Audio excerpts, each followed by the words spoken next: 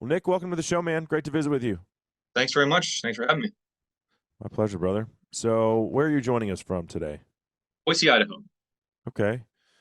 I made a swim through Boise for one of the BHA rendezvous. Gosh, it's been 6 or 7 years ago, I would imagine. Yep. It seemed like a cool town, although our Uber driver said that Californians were moving in at an alarming rate. Yeah, and that has not really stopped. I've Yeah. been surprised that I expected it to slow down, but it definitely has not. And I mean, I grew up in Georgia, so I didn't grow up here Okay. either. But it is a yeah, it's growing like crazy. I mean, like Yeah, the whole he city seems to be under construction.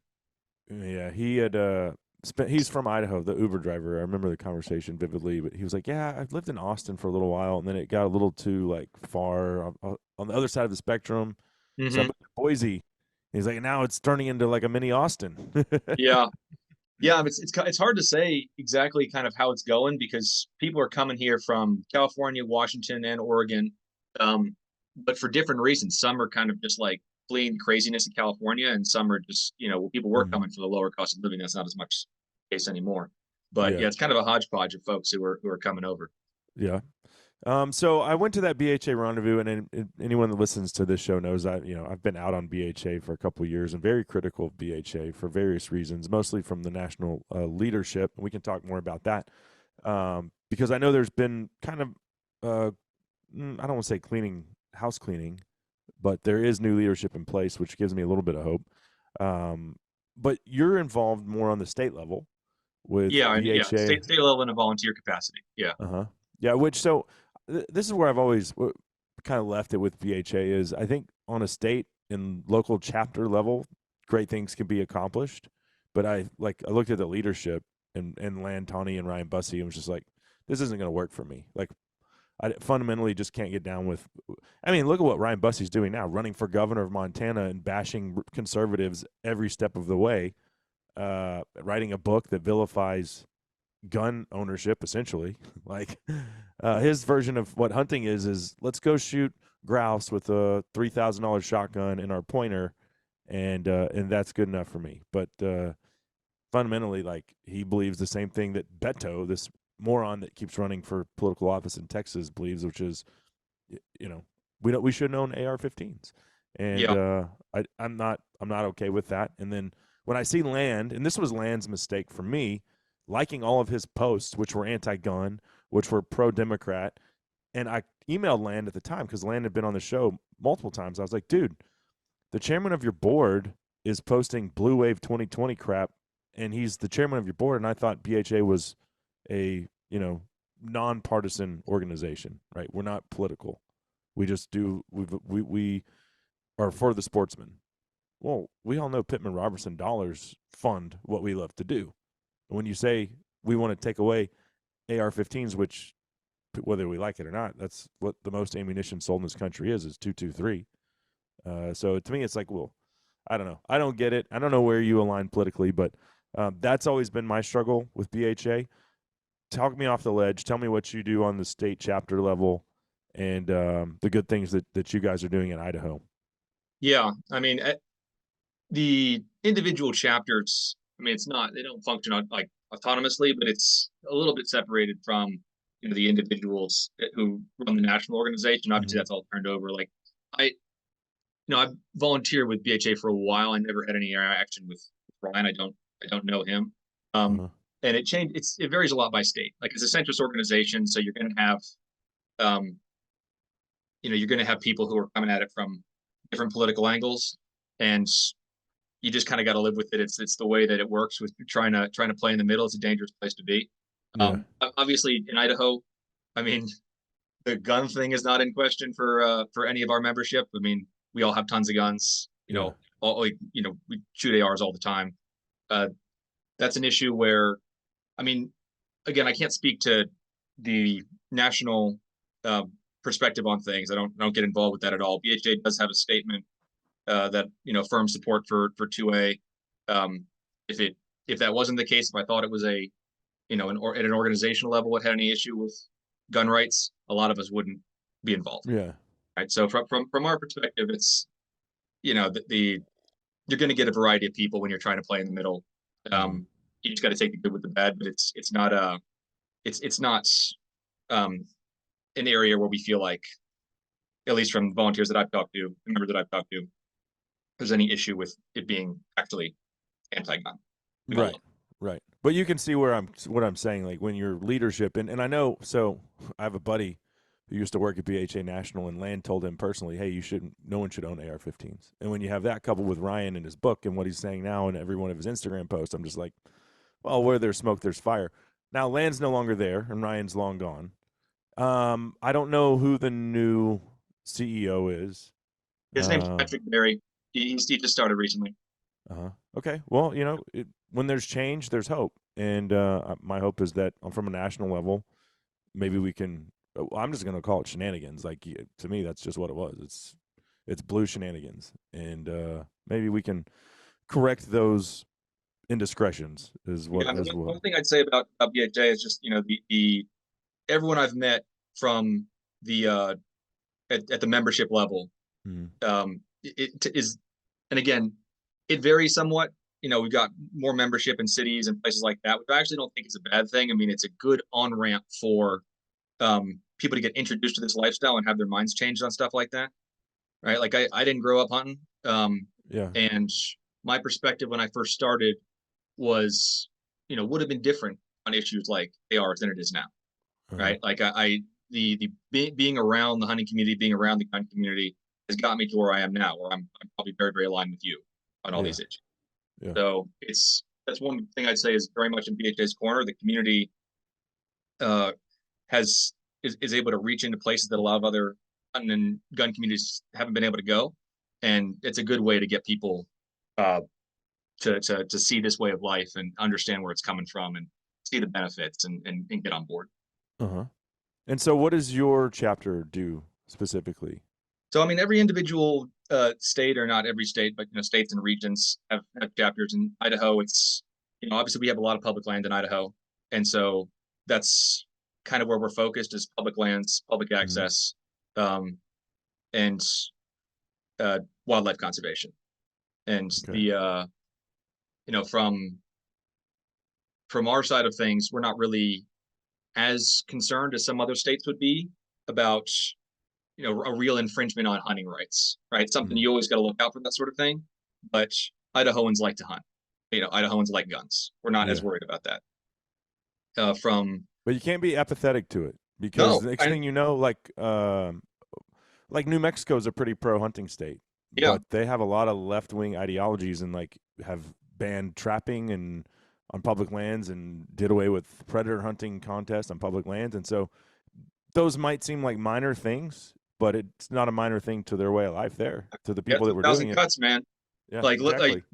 Not even speaking as as a volunteer for any conservation organization, just speaking as a hunter and as an individual, you can see trends happening across the West.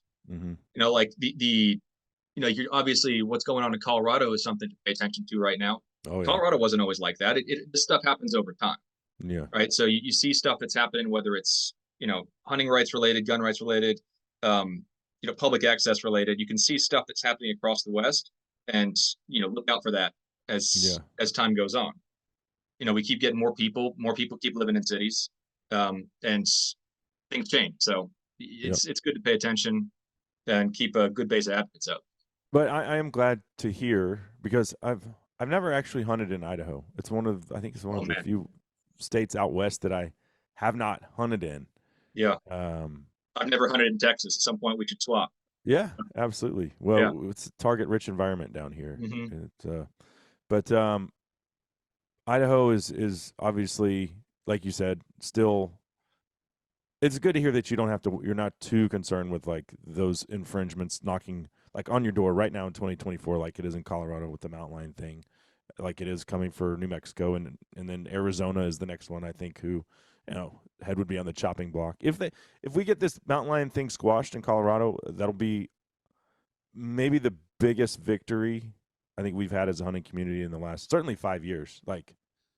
It's huge. People don't understand how important that is. Well, it's. I mean, you can see it as things just slowly erode over time in some states. I mean, you've got case studies elsewhere. And one thing I'd say about places like Idaho is the keeping up an advocacy base is tougher when there's not an emergency right at the door, right? Right. Like, I mean, hunters are always behind the ball. We tend not to be natural joiners, right? Like your average Idaho hunter wants to, spend time in the woods with, his dog or maybe a couple of buddies. Doesn't want to go to a commission meeting, right? Yeah. So, and people end up doing that only when there's a real emergency, and by that point, the other side's pretty organized. Oh yeah. So it's one of those things you got to do your best to keep it up and stay focused, even when you're not thinking, all right, the next 6 months are going to be a catastrophe. Mm-hmm. So Mm-hmm. it's Yeah, that's it's a good way to put it. constant I work. was visiting with Dan Gates of the Coloradans for Responsible Wildlife Management the other Mm-hmm. day, and his take was, if we can get this thing defeated, then we have the playbook for other states to go on the offensive and form.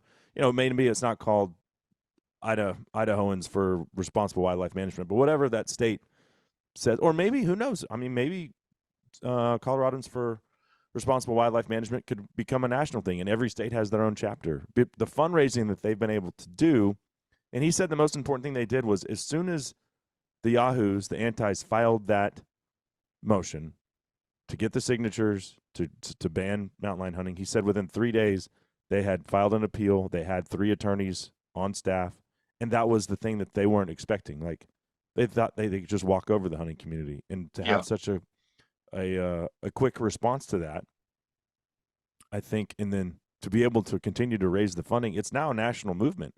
More people are donating from out of state than they are from Colorado to try to I mean, fight I think that. it's gotten everyone's attention.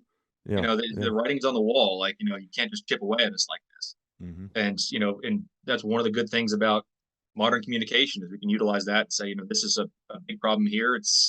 Um, it's if it's not a problem for you right now, it's going to be if Yeah, we let this keep going. So I think that's gotten everybody's attention, and so yeah, we'll see. I mean, the issue is that everything is a big emergency, then it lulls for a while, people kind of relax, it's just getting mobilized again. yeah. Which in the way that I look at that is just the more people you have involved and engaged and sort of in this lifestyle, uh, the the easier it's going to be to get that done. So Mm-hmm. it's Mm-hmm.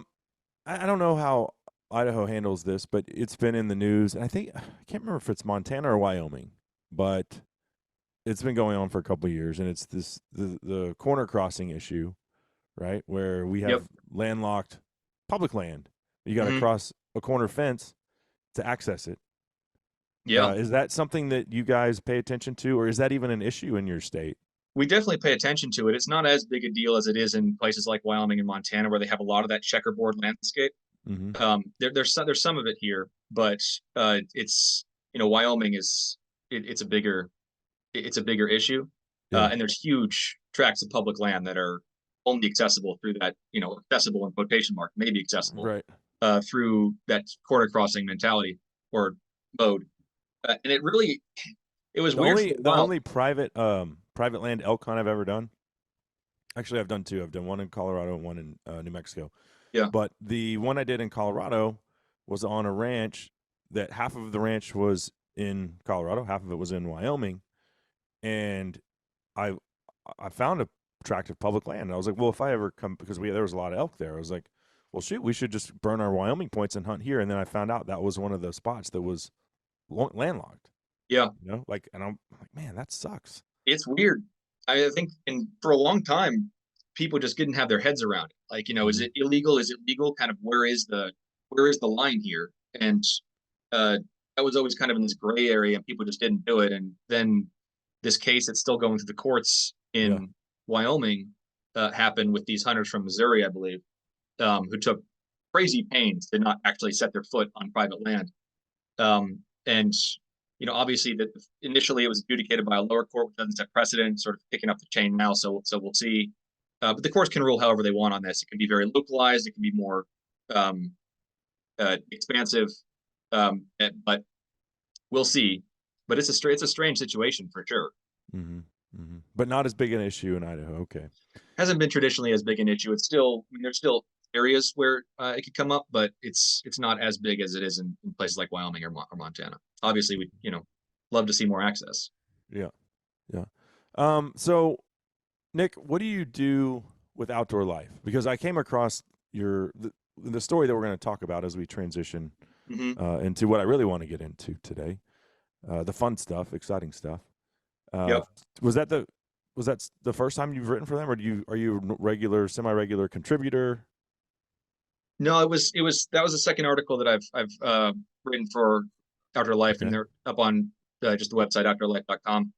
The first one was a mule deer hunt that I was on a couple years ago, where I was out like with a couple people. I was sort of helping teach how to deer hunt. Uh, Stuck around to hunt for myself that night, and then this lost kid wandered into my deer camp. Um, Oh wow. who and this was way out there. I mean, if he'd walked past me, there would have been nothing. And so, kind of spent the next few hours trying to get him linked back up with his family. But yeah, I mean, he'd walked like 8 miles by himself in the dark, cold, after chasing after some deer in this thick stuff and gotten separated from his family. Um, so yeah, it just turned out to be kind of a crazy story. And I got interested. Okay, what do you do in this kind of situation? Like the uh, how what's the protocol for helping to get especially a minor uh, settled when they wander, because most of us aren't thinking about stuff like that. We're back in the Yeah. woods. I was just thinking How about old was deer. this kid? I think he was like 11. Oh my God. Yeah. I Wow. mean, it was 20 degrees outside. He had like a t-shirt on and some jeans, a buck knife and a rifle. I mean, he was cold. He was scared. So it Yeah. just turned into kind of a crazy story. And so I wrote an article about that, which they ran their sort of survival digital issue, and should still be on the website.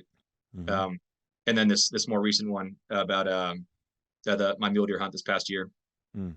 Have you ever Yeah. been lost in the woods? Oh, first of all, how old are you? How old are you? 38. Okay, I'm 42. So we're like right on that cusp of probably starting. And I know you didn't grow up hunting, and um, I actually didn't start hunting until I started waterfowling about 19 or 20.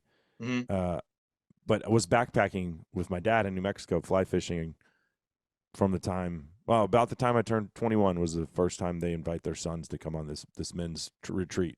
Right. Um, and we didn't have Garmin's back then. Barely had. I don't think there was a GPS unit back then. 20 years ago, we all had paper maps, Yep. laminated paper maps of the. Well, you could get them from the Forest Service based off of whatever area you were going to be in. We were usually in the Carson National Forest. I still have that map. But I definitely got lost one time, and Yep. I was just trying to find my way back to camp from fishing, and it was dark, and I'm turned around, and I don't know if there's anything more unsettling than that. Like, Oh, it's don't know where, super disorienting. Like and the the first time cold that is happened to coming. me, Yeah. I was in Georgia. I mean, I was just out there in the woods hiking by myself, went off trail, and like that second you realize that you're lost and you sort of turn around, and like in those thick Georgia hardwoods, I mean, everything looks the same. You're Yeah. like, man, what do I do? Like, there's a level of woodsmanship that I think I've gotten now where it wouldn't be as much of an issue, but Mm-hmm. man, back then it was disconcerting.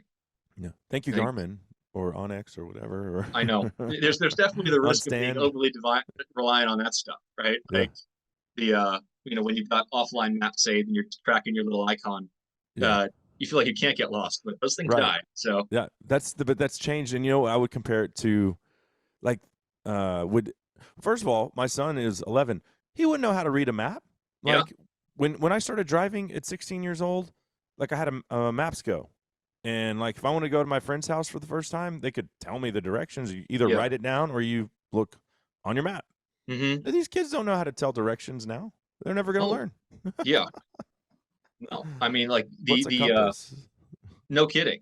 I Yeah. mean, like you go to most adults and they're not going to know how to use a compass. Yeah. Like Yeah. let alone a kid trying to read a topo map. Mm-hmm. So yeah, Yeah. it's Times have changed. very Yeah. much so.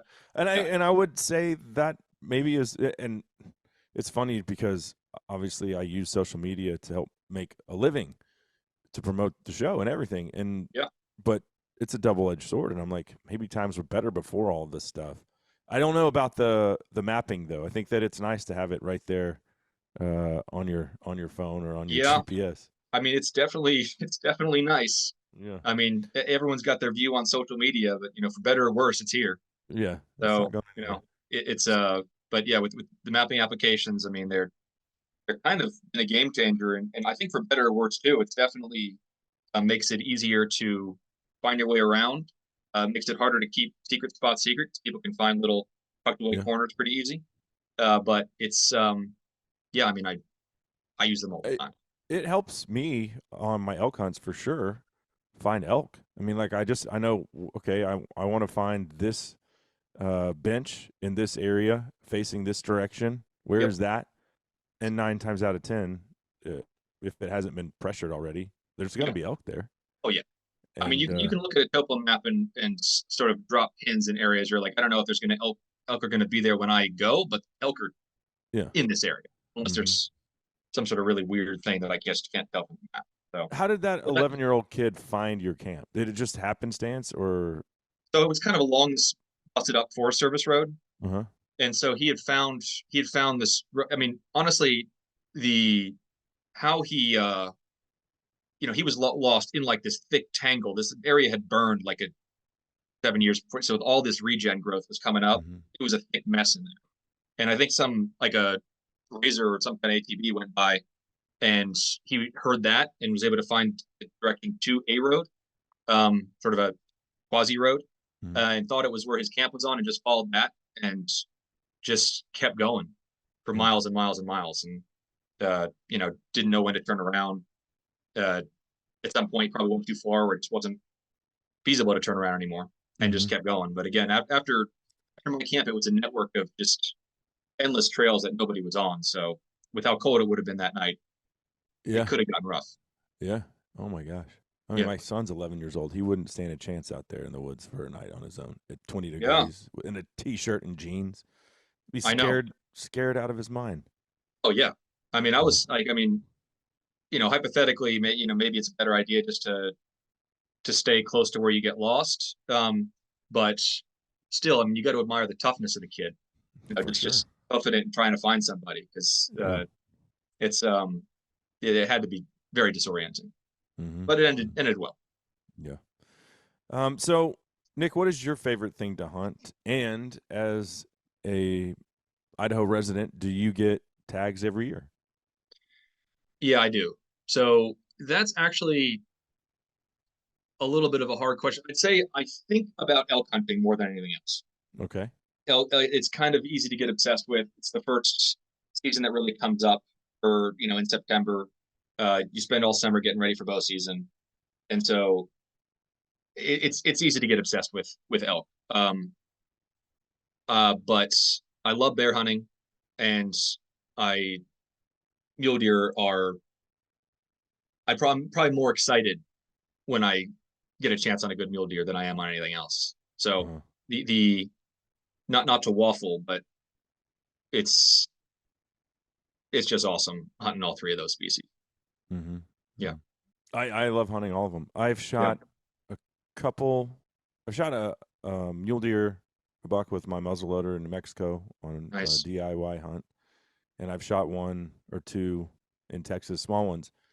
And I wanted to get a big one, and to really like I tip know the the odds feeling. in my favor, I went to Yeah. Sonora, Mexico. Hmm. Yeah, it was. Nice. Yeah, it was. I mean, it was an awesome hunt, but it wasn't a DIY, backpack hunt. Yeah. Um, but yeah, Yeah. there's a lot of nice mule deer there. Yeah. I mean, But like our seasons are in October is the general rifle season, so deer mhm, can get bigger here. It's much mhm. harder to hunt them than it is during the rut. But it's still you can get a chance at some decent deer. Yeah, So yeah, I love. I mean, September through October, we got good chances for that. And by that point, I'm usually ready to go call a buddy and do an eastern whitetail hunt and have fun, a little bit more relaxed environment, and yeah, yeah. uh, hunt that way. So where you were hunting on this day, we'll talk about, but are there big bucks in that area historically? I mean, I mean, you killed a nice one, right? yeah, yeah. I mean, But like there's you get a decent chance at I'd say it's probably average in terms of okay. kind of expectation for a really good deer. I mean, there's units across the state that have more of a reputation for really big deer. Hmm. Um, but again, you can run into them pretty much anywhere. I wasn't necessarily looking for a monster. I just wanted like a good, solid, Mature uh, buck. mature deer. Right. and you can find those in most good units, depending on to some degree, depending on how far you're willing to walk. Though people Right. find them anywhere. Yeah. So like Well, I mean, even in the really deep country, sometimes it's um, can be more wolf heavy. So sometimes that's not even the play. It's like you can find somewhere that's in that medium. You mhm, know, not too far close to the roads, but not too far away. right. So this was in November, So October, October. Okay. yeah, yeah. Well, So which the is weather tough. already looked gnarly. I mean, there was snow everywhere. Yeah, it was late October, and it was just higher up in the hills, and so um, but it's still kind of a weird time to hunt them because like obviously they're all hardhorn by that point, so they're happy in the deep timber, but they're not ready yet. Mhm. So there's they're not out in the open chasing everything around. Are they still So bachelored up, or have they split no, off? no, that's like at least everything that I sometimes they can be, but Yeah. the by and large they're starting to split off, and especially in late October, which is when I was hunting, and Hmm. so that was kind of individual animals, but they'll be skulky. So like deep timber a lot of the time.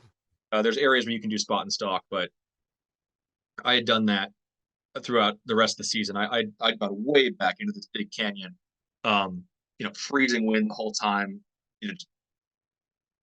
awful conditions the previous week, and didn't see anything. So I was like, all right, enough of this. I'm going to try and find some deep timber. And so my buddy Ed hunts in this area that we ended up going to a lot. So he and I went in to sort of higher country, but it's a nice patchwork of like timber, open glades, that sort of Uh-huh. thing. So So when you, and I don't know how close you're hunting to home, but was this like a day hunt, or were you guys? Did you have a camp set up? yeah, so we were kind of camping at the trailhead. Okay. So back and forth. It was getting to get cold enough that night where we figured, we wanted to find somewhere we could go sleep closer to a heater. Hmm. And so if we got really cold, so I mean we could camp in the backcountry, but it wasn't such a far haul that you kind of needed to.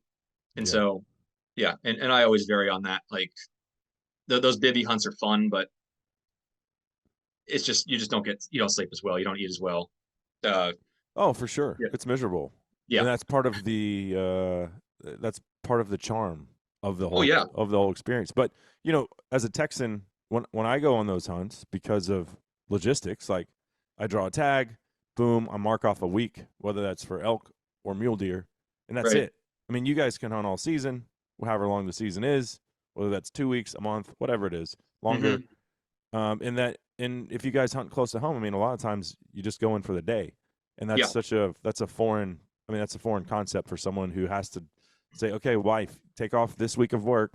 I'm going to be gone, and then that's your one crack at it. If the weather yeah. sucks or if something else happens, then it is what it is. It's So awesome. I'm Yeah, envious. I mean, I yeah. love Texas. I wouldn't leave. I describe it as I come play in y'all's Western Sandbox every year, Hmm. and I love it. Yeah, I live for it. I look forward to it. But I am envious of like the fact that hey, you guys have trailheads within an hour from the door or yeah. closer in a lot of cases. Depending on what you're chasing, an hour Hmm. to close to Boise is pretty close to Yeah. you find something that isn't just blown up. But a few hours, couple, 2, 3 hours out, you can start to get into some decent hunting, and you still have to hike back there. Right. But being able to kind of it's kind of a blessing and a curse, being able to Mhm. do it that way. Because if you just got one week, you're like, that's the week I'm hunting, and the rest of the time you can be kind of predictable with your schedule. With me, I'm like, my entire everything's like, well, I may or may not be done somewhere between September 1st and the end of October. Right. Right. So, Right. and if I am and my buddy needs me to help him, I'm going to go with him. And Uh-huh. if someone calls me in the middle of the night and needs to help me to help him pack out, I'm going to go do that. So you're kind of just um, a, a pain to be around for at least 2 months Hmm. during the Hmm. season around here. So that's the downside. That's what I think how my wife would describe my whitetail and waterfowl seasons. Yeah. When the big buck is on camera, it's like I'm gonna be not a very pleasant person to be around because Yep. everything is going to be focused around that. And then if he gets shot in time for good duck hunting, then it's the same thing. That it's like we're moving on to that. And I'll be honest, like ducks are probably my favorite thing to hunt.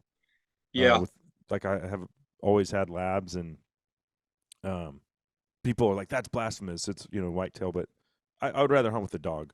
But Yeah, man. there's not as much. Um, I don't know. Like being in this industry, it's more about big game. That's what people Yeah, want to see. That's you what guys have what pretty good duck hunting down there, right? we historically have, but we're getting less and less mallards every year. That's a Yeah, conversation for another day. But I mean, whether the weather's changing or they're being short stopped, I know they're not coming all the way down here like they historically have. As early in the season, like by the end of January when the season ends, yeah, there's some down here. yeah, Yeah. yeah. No, there's a bunch of things I'm jealous about with Texas, but the duck hunting up here can be okay. I haven't done a ton of it. I got a 3.5 month old lab now, so that's gonna, and I've Oh, got cool. some buddies who are really into it, so he'll get trained up for that. So Yeah. I'll get into it much more once he's Hmm. uh, out of the puppy phase. Well, good luck to you. Thanks. Labs are a blessing and also a headache. I know. Yeah. Yeah. But I'm on my third chocolate, and I love them.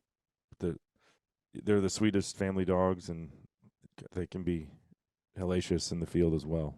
And Yep. and I demand that they are. I mean, if they're not, then I, I'm not looking for a pet. I'm looking for a multi tool. I need a Yeah. Swiss I Army mean, knife. it's once you get into, because dog culture is obviously its own thing, and when people really get their dogs trained, I mean, I know people who have bird hunt dogs. Uh, they run bears and cats with dogs. I mean, obviously they're very different animals. Just Mm. it's amazing watching uh, folks when they can properly train these animals up. Mm. What they can do. It's But those aren't pets. Those Oh, are, I they're mean, not those are pets. working They're dogs. not They stay pets. in a Like, kennel or on yeah, a chain. Yeah. no. I mean, Yeah. like the difference between like a lab that'll go duck hunting with you and chase some chucker sometimes if it can little brain about it, to a real um, bear dog, or to talking about real houndsman. That's a different game altogether. Oh yeah. But Yeah. it's incredibly impressive.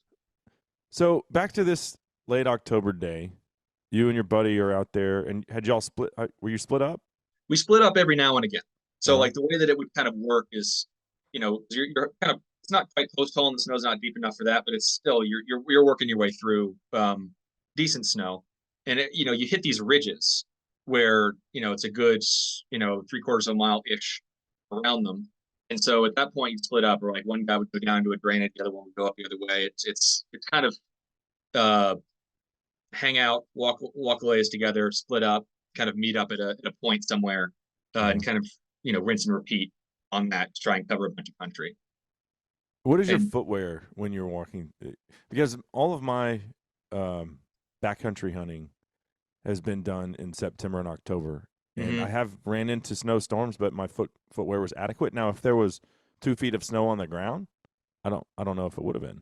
Yeah, so I just regular old uh boots, like 10-inch tops, and Uh-huh. gaiters on that, Okay. and that sort of gets you going. I mean, you can wear waterproof pants, which in this case I probably should have, but then when you're hiking all day, you're going to sweat in those things. So Oh it's yeah. it's yeah, it's you just prepare to be a little uncomfortable with that. The gators make it so you're able to go pretty good. Hiking in rain gear is not. I mean, that's No, waterproof, and that's not fun.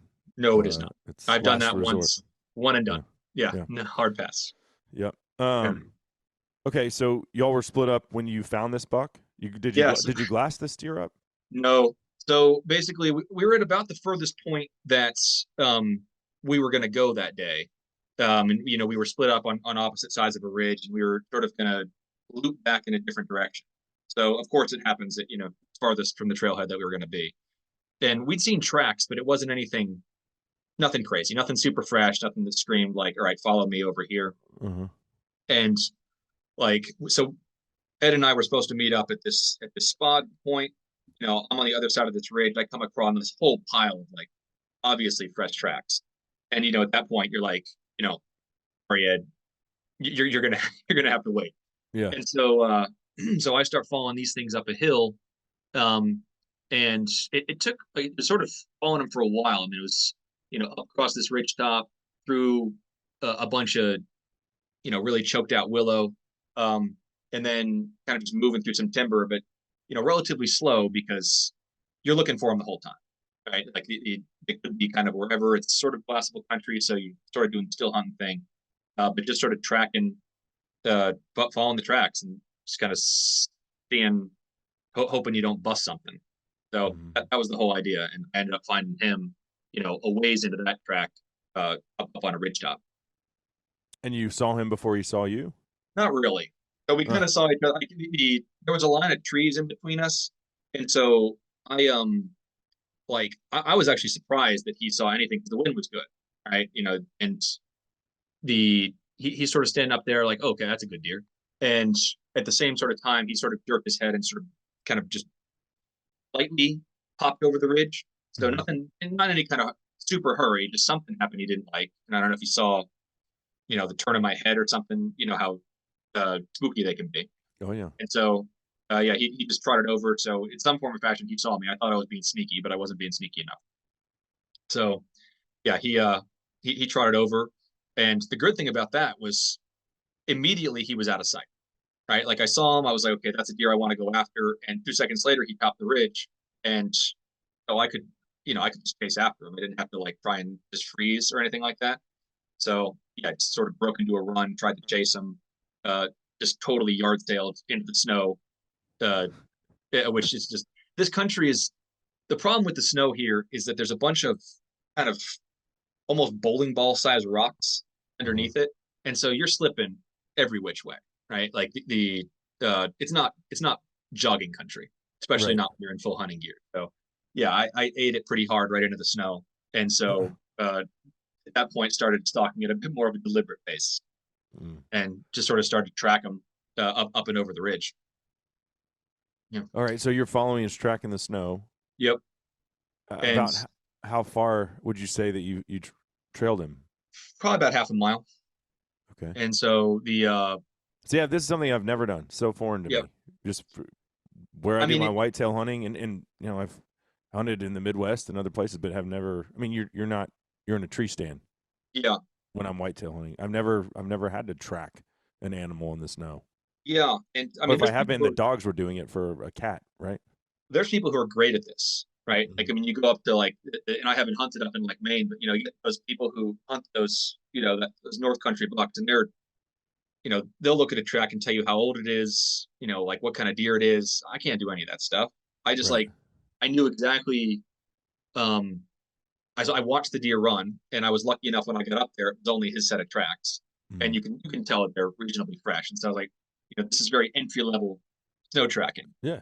And so I was able to follow those kind of straight towards this tree line, and the cause slowly sort of come up on that. When I get to the tree line, or when I'm still a good distance away from it, I can see his feet.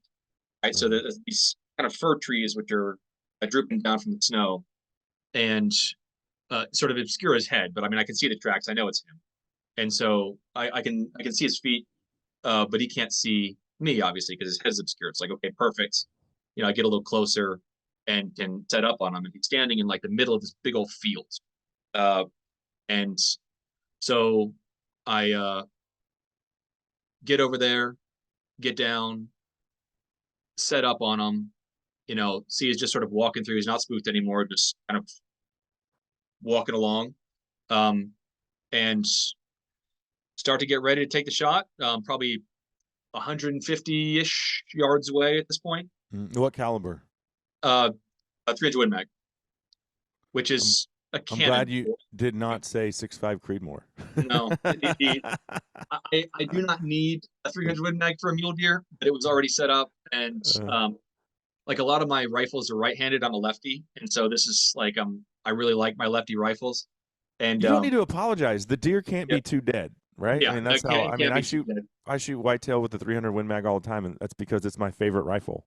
I love that gun, I and have my a safe suppressor full just of came other in for ones. it, so Oh, nice. it's gonna be awesome. Yeah. Well, that's going to Excellent. cut not only obviously the sound, but the recoil as Yeah, component of that. It got that thing my. will beat you up. Oh That yeah. rifle. So Yeah. I mean, I love shooting it. It shoots great. I killed an elk with it a couple years ago at 30 yards, and so Wow. it's I'm used to over gunning, Yeah. but yeah. So in this case, I was ready to go, setting up, watching this deer kind of walk through the fields, and then the thing just disappeared. Right? Like I mean, Hmm. I didn't even watching the scope. I was just watching with my naked eye, and he just fell through the ground. Oh, obviously when you see that sort of thing happen, it's a little disorienting because you're like, what right. what is this? Um, and so I'm just kind of gawking at it, and then he pops back up through the ground, um, and with slabs coming up around him. And so it turned out that I thought he was in a field, but he was on a frozen lake, and Uh, so it crashed into the water. And uh, I'd never seen deer make that mistake. But there was snow uh, on the ice. I guess that it just insulated enough where the center was rotten, and he was just at the center when he fell through. And I mean, thank God I didn't shoot him then because he would have been in the center of the lake. yeah. But he popped up and like, okay, well, this is crazy. And Right. so he just starts like scrambling, right? Like absolutely hoofs flailing everywhere, trying to break ice and go towards sort of the far bank. And so, um, I'm kind of just watching this crazy thing happen. Um, It is and crazy. I mean, yeah, how often does a deer not realize they're walking on a lake and fall through? Probably he more may have, often than we think because you witnessed it. How often does an animal fall off of a ridge, plummet to their death? Probably more often than we think, right? at least if they're But unless you pushed. see it or Yeah. document it, like it's kind of a thing that is foreign to us. I mean, like, I don't know about you, but like, it shocked me because I usually think of deer as having like a almost supernatural connection to the landscape, right? Like they're Mm-hmm. gonna know if that ice is safe to walk. I'm sure he knew it was a lake, but the not realizing that the floorboards were rotten Uh, was is something that I'm not really used to seeing them do in their house. Like crazy stuff can happen in the mountains, so I'm sure, like you say, you know, it must happen yeah. on a semi regular basis. We're just not used to seeing it, Mm-hmm. and so or not out there to see it. And Yeah. so yeah, I mean and the rest of the temperatures where they were one more night, I'm sure that thing would have been solid, right? So Mm-hmm. he probably mistimed it by a matter of hours Yeah. because he was dead in the center of the lake when it happened. And so So uh, you walk up there. yeah, I mean I'm still prone where I was, right? Like I'm face down in the snow with my rifle set up, watching this crazy buck just flail for his life. Um, and at the center, he's able to sort of smash through the ice while he flails like this, right? So he's just creating this path of ice carnage from the center where he was towards the far bank. You know, probably 250 from where I was at. And so I was like, all right, this is super weird. Um, but eventually he'll get out, and once he's on dry land, it's like, well, I'll shoot him then, right? Like Right. the Idaho doesn't actually have any regs about shooting something here, but it wasn't something that I wanted to do. This was kind of a weird um, setup, and besides, how would I have gotten him? And so, or how would I have retrieved him afterwards? So, just watching it happen, it's actually pretty loud. Listen to all that ice crack, and it's weird situation, but it was kind of cool to watch. Uh-huh. And so it gets closer and closer, and eventually he gets to a point where he just sort of stops. And his head's at this point you can tell he's standing on the floor of the lake because it's not like he's not trying to swim anymore. But his head's the only thing that's above water, and he keeps trying to break the ice. But at that point, they gotten close enough to the shore where it's getting too thick for him, Right. and he couldn't get up enough from wherever he was standing. Like I think the muck was just sucking his hoofs down, and he couldn't get the leverage to pop up on that thing. And so he just kept flailing, sinking back down, and standing there just uh, with his head above water. Uh. So yeah, I'm just sitting here watching him, being like, And all did right. you tell? Did you say the temperature earlier? I don't remember if you did. How cold was It it? was probably at this point, I'd say um a little above 20 Mm-hmm. would be my guess, and but it was I mean it was we still had daylight left. At this point, it was fading pretty quick, but it was supposed to get into the single digits, and Okay. so it was getting colder and colder, and but it was already real cold. Yeah. So Yeah. this was not like a uh, you know long term cold plunge type of Yeah. situation. Person or deer. Enough time spent in that water and you're gonna die. And he's stuck. He's stuck. I mean, like I watched him for a long time, like just sort of, he'd sit there for a while, recoup his strength, try and jump back up onto the ice shelf. I mean, does he even know you're there, or is he just fighting for his No, life? Is he? he never knew I Is he? was there. I mean, the wind was good. Whatever he saw initially when he first bounded over the ridge Uh-huh. was the only time that he ever had any indication that there was anything in that area. Like Yeah. um, he wasn't running from me when he was on Right. the ice. I'm sure he probably only took that route because he was trying to get away from whatever it seen earlier. Mm. But he wasn't running away from me Right. when he Right. was there, and he had no idea I was sitting there watching this whole crazy display happen. And so now you get up and walk over there. No, I just stayed there. Like I Okay. mean I was just watching him, try and figure out what happened because I would still like, man, if he gets up on dry lands and is standing there, Yeah. I'll shoot him. But if he doesn't, then I had to kind of figure out what I wanted to do, right? Like, Right. I didn't want to let him freeze to death. Uh-huh. But I also didn't want to, you know, get up and walk over there and spook him, and so that he started maybe swimming out further towards the center uh, of the water, where if that happened and he died there was no possibility of retrieving him, right? So Mm. I'm kind of like, well, I'm just going to watch, see what happens for a while, and every couple of minutes he would flurry up, try and get some sort of purchase on his toast onto the ice, slink back down and stay. And then it just started to get longer and longer between his attempts to do that. And it became pretty obvious that he was just going to. Yeah, he was just gonna Yep. freeze to death. Uh-huh. Yeah. So yeah, at that point, I was like, well, I don't love the idea of shooting a deer like it's in the water like this, but Uh-huh. he's going to die. Uh, and so I, and there was no reasonable, even, trying to find some way to get him out of there was not a reasonable proposition. And so Right. I yeah, I was like, all right, eventually uh you got to make the call. And so I waited until he tried again at some point to pop himself up, and shot him when I actually could get visibility into his vitals. Uh-huh. And so yeah, watch that happen, and shot him there. It was not like he was shooting a flailing target's not easy to do. So that was a project, but yeah, he popped up, shot him, and that was that. Sort of, he just sort of slunk down after that and buried his nose under the ice shelf. And um, at that point, I still wasn't quite sure how far away from shore he was. But that's when I got up and started to walk over there. Okay. Yeah, I mean, for me, there's no real ethics debate, right? But I Yeah, think some people would, and I don't know if people, I'm sure some people were like, probably didn't read the whole story, saw the photo, and like yeah, judged you. You shot this poor animal that was trapped, basically, yeah. I mean, And bring it on for that sort of thing, right? Like, I mean, mhm. I try to write it from a perspective that clarified kind of what the situation was.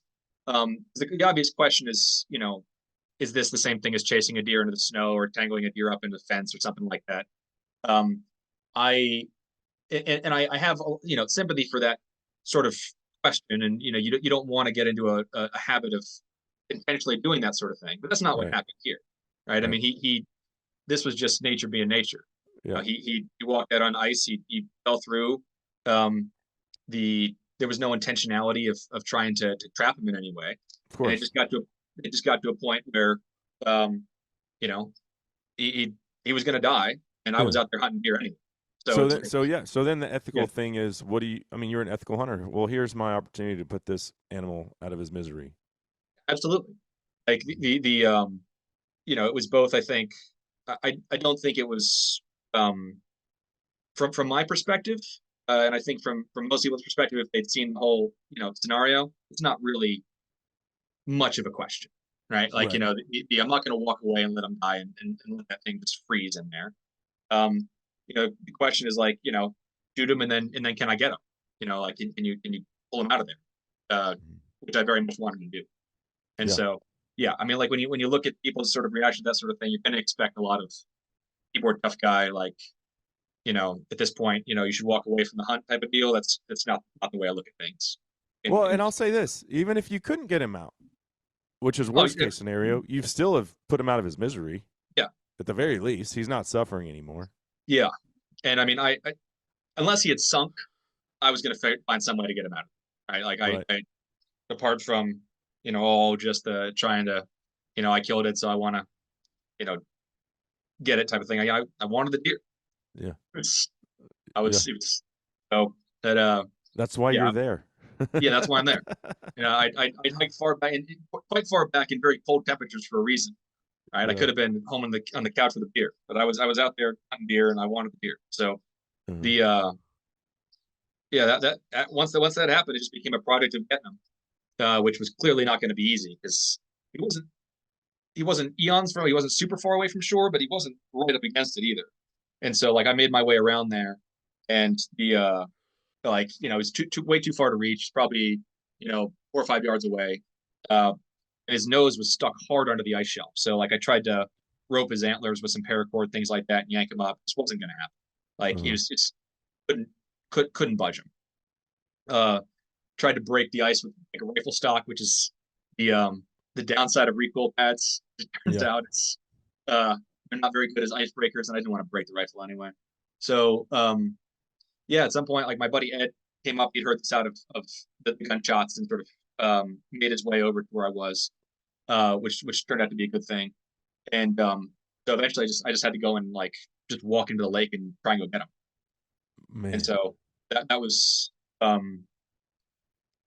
I mean, that was not going to be any fun from the get go. And it was kind of crazy because when I started stepping in, like you could tell how mucky that lake bottom was. Right. I mean, like it was good to have gators, but I was very quickly over my gators and sort of up to my waist. And so that water was rushing into everything. And the it was really hard to step because you'd step way into that muck and then you'd try and bring your foot every step you want to feel like you're going to fall over, right? And like you're breaking ice at the same time, and it's not easy to hold on. So it was just a mess. But I went through that, made my way over to him, um, smashed down the ice that was sort of in front of him, holding his nose down with my hands, sliced pieces out of my hands, but Yeah. I couldn't feel it. It was frozen. Um, got him loose. His antlers were already frozen solid, so they were kind of really hard to hold. But just sort of kept ripping at those. Eventually got him to move. Got into the weird situation. I'm like, I'm facing him. I don't know how to turn around, right? Because like I can't really lift my feet. But it ended up. I managed to do it. Started moving forward, um, and as soon as I started walking, my foot caught on a chunk of ice that was submerged underneath. And I mean, I came real close to just going all the way, all the way under the ice at that point. Uh, But Ed was right on the bank, leaning way out with his hand. Kind of as I was going down, I was able to grab onto that and holding onto the antler with one arm, Ed's hand the other way, and sort of pulling and shimmying up. Uh, just eventually got over onto the shore, and so got him out, soaking wet and freezing, but not still in the lake. So that was a big one. and is like your shirt, jacket, is all of that wet too, or just your Everything's wet. pants? Yeah. Everything's wet. Like the because when I came close to falling in, I mean like my head didn't go under, but pretty much everything else Uh-huh. had gotten dunked. And I'm I'd taken off some of my layers. So I knew they were going to get wet. I thought about taking my boots off. I'm really happy I didn't because all the ice um underneath the lake would have sliced them up. But my boots were still soaked, and Uh-huh. so in that kind of weather, that was no fun. And then the rest of my clothes were too. So they started to freeze almost right away. Right, Right. I couldn't feel my feet. Um, my hands were super. The gloves were soaked; they were useless. So those were mobile, but not by much. Uh-huh. And everything just started to crisp up. It's yeah, it was What cold. Initially, we you're thought like freezing, and now you've got this deer to back out. yeah, that actually turned out to to help warm me up. Because initially we were like, man, we'll just make a fire. But then we started like looking around and been like, it's just this white landscape, right? Like there's nothing. Yeah. Like we're on a frozen lake. Um, and we've probably only got 45 minutes of daylight left. And so like, all right, we could try and make this big ice cave type of deal, find some ways to make a fire and get me warmed up. But we're not going to dry my clothes out altogether, and we'd rather use the light that we had. And so we're like, all right, we're just I can't feel much below my waist, but we're just going to have confidence that it's still there, Uh, and try and cut this deer up, put it on our backs, and see if we can go find our original boot tracks to get out of there before it gets full dark. And so that was the play. It was slice up the get the deer dressed your and hands are quartered. freezing, and you're trying to butcher a deer. Yeah, But I that was imagine, fun. like you said, the warmth of the deer probably Yeah, felt pretty good. that felt amazing. And It granted, the always deer was does. already pretty chilly by the time we pulled it out on account of its ice bath, but it was still that was that was nice, and I was still nimble enough where I could hold a knife and cut, even though I cut my fingers multiple times more than I usually do, and I could barely feel that, so that was okay. I just had to wrap it up and keep going. Uh, but yeah, it was a clumsy field dressing job as far as I would usually consider mine to go. Uh, Uh-huh. but we did it fast. Having Ed there was huge, and obviously two people processing a deer is way faster than one. And So so there's an interesting question. If Ed wasn't there, what would you have done different, or would you have gotten yourself into a bad I situation? probably would And have gotten myself into a bad situation. yeah, Yeah, like having him there, like I definitely wanted him to be there before I went in. Like I tried everything under the sun to get that deer out without having to go in there, and I was kind of hoping he would show up, uh-huh. um, so that he could sort of, worst case, I don't know, maybe I would have tied some paracord around my waist or something and seen if I could fasten it to something on the shore, or done some other stupid thing that Yeah. to try and go in after it. But it was really good to have a second person there to deal with that. So I don't remember. I don't think I told you the story when we were visiting on Instagram Messenger. And one time I was duck hunting in Oklahoma with my previous lab, and I have told this story before, but you haven't heard it. Right. Uh, and it was in the single digits, which is very cold for us. It's probably normal for you guys. For us, not so much. And we had an ice eater, which that was the first time I'd ever even hunted with an ice eater. But we were keeping this little tiny hole open, and this pond had ringnecks and mallards that were coming in there, and Yeah. we weren't even shooting the ringnecks. We were just waiting for the greenheads. And I got out, and I was only letting the dog go in that hole. I wasn't letting her walk around on the ice. This is the lab I had before this one, Belle. And I went to take a leak behind the blind, and I hear them calling. So I huddle down and am still, and then boom, boom, boom, they shoot, and I see one of the ducks fall on the bank, and I'm like, oh, hey, Belle, Mark, bird. She goes, and then she takes a 90-degree turn and goes straight out on the ice. Yeah. And what I couldn't see was they shot a greenhead that folded up and landed on the ice. And she went out there and promptly, when she got to the greenhead, fell through the ice in the middle of this pond. I'm like, oh, yes. We're all like, Yeah. there's four of us. We're all like, oh, crap. Now Yep. what? And so we took the cord from the ice eater and the extension cord and, tried to make a lasso out of that, but we couldn't get it to her. She's out in the middle of this pond. Yep. Damn. And I'm like, I'm going to have to go home and tell my wife and kids I killed the dog. Yeah. And I was like, that's not happening. So I thank God there was other people there, because if there wasn't, it would have been a completely different situation. And I told one of them, said, go get the truck and turn the heater on and have it right here. And then we happened to have an axe there because we were breaking the ice to keep the Yep. hole open. So I stripped down. I think I was completely naked. Might have had my boxers on, and took that ice and started walking out there, breaking the ice, and then pushing the ice underneath the ice sheet, and finally got to the dog and was running on adrenaline. And she'd been out there probably 6 or 7 minutes, and I was like, Right. well, she was fine. She swam right by me. Thanks, Dad. Swam to the bank, got out, wagging her tail. And I'm starting to get cold at this point, and I'm treading water with an axe in my hand, trying to get, and getting back there. They threw the extension cord to me and hauled my butt in, Yeah. and then I ran straight to the truck. And after like 20 minutes, I was good. But that's Yeah. probably the hairiest situation I've found myself in. And a week later, a guy died in Oklahoma doing the same thing. He went to go get his buddy's dog, and I was like, Right. None of them volunteer to go get my dog. Yeah. Yeah. But if Sometimes you're you got to by wonder what kind of yourself, buddies yeah, you're running with.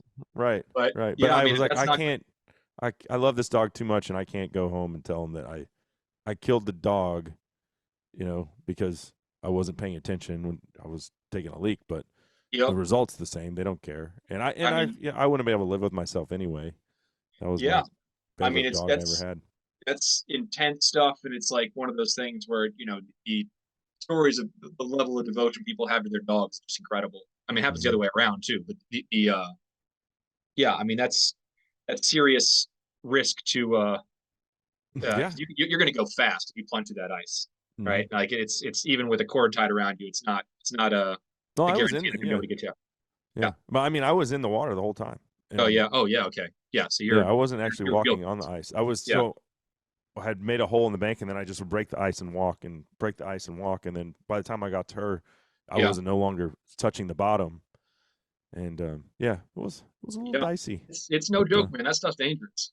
hmm I mean, it's just hmm like, you hear about the stuff with duck hunters with, that they're because the, you know, crappy conditions make for good duck hunting a lot of the times. People are out there with that axe just breaking ice as they're pulling out. So it can be a dangerous game. yeah. Um, But you were lucky your buddy was there, yeah. and but so that was the coldest I've ever been for sure, Hmm. and I imagine this is the coldest you've ever been. Yeah. I mean, for a sustained period of time, it was probably Hmm. the most concerned I was at that maybe something would happen with one of my like toes or feet or something like that. Um, because it just kept getting colder. My clothes were frozen to me, and the if like the Did thought and you what like ended at up. least take your jacket off? Like you said, you took some Yeah. layers off, so Yeah, you so had I had a jacket that was relatively dry. The I didn't have any backup clothes, which is the downside of going out for a day, right. right? Like you hear about this stuff happen sometimes in the West, where people go out when the weather's nice, it turns on a dime, and then they're just out there without enough stuff. And in my case, I had enough stuff; it was just all soaking wet. I didn't have any Yeah. backups. I didn't have dry socks. Didn't have dry gloves. Um, and so the hope and what panned out was, put a bunch of meat on your back, hike over rough country, and your body will warm itself up, which eventually it does. But if Uh-huh. something happens, you turn an ankle or uh, you know something else along the way that gets you stuck, then you're in more trouble at that point. So Yeah. it was still dicey. It was um, cold the whole time, but I was moving the whole time. Yeah. So and it never had to like just sit there and hunker down for a while and hope that my feet didn't freeze. Hmm. I Hmm. couldn't feel them for the next couple of hours, and then once we eventually started walking and start to feel some blood come back into them, that was reassuring. And Yeah. then the first thing you do when you get to the truck is take the socks off and see what color those things are. You know, is it Yeah. is it the red I'm hoping for, or is it some sort of weird distorted blue that nobody wants to see? And Uh-huh. so, yeah, I mean, it's freezing. Like How long was the hike out, the pack out? about 4 miles. Oh wow. Okay. Yeah. So, So that's probably a couple hours. mhm. Uh-huh. Yeah, In and the it was snow. over rough country, so it took a Mhm. while, and but it was hard work, and so that helps get your blood going a little bit. I mean, obviously, you're adjusting your pack and all that standard pack out stuff. It's no fun. I forgot my trekking Mhm. pole, so that was annoying. But yeah, I mean, it just kind of the heat of uh, a lot of exertion helped to warm me up. My clothes were still wet, but they Yeah. at least started to thaw to some degree, at least on the inside. It's getting colder on the outside. Mhm. But yeah, just got kind of lucky with um, not slipping and falling, being able to find our boot tracks, which made it very easy to follow the path back. Right, just headlamps down, following boot tracks right out of the woods. And Mhm. so yeah, it was dicey at a couple of intervals. Definitely, if I'd gone full under, that could have been a mess. If Ed wasn't there and I'd gone under, that would have been a mess. Yeah. If he had been, 3-4 yards further away from the bank, uh, that could have been tougher because I would have been like, every step further out was harder and harder to move. Uh, but it ended up working out for us okay. And so, Yeah. um, So the $1 million question: would you have done anything differently? no, Yeah. I thought about that a little bit.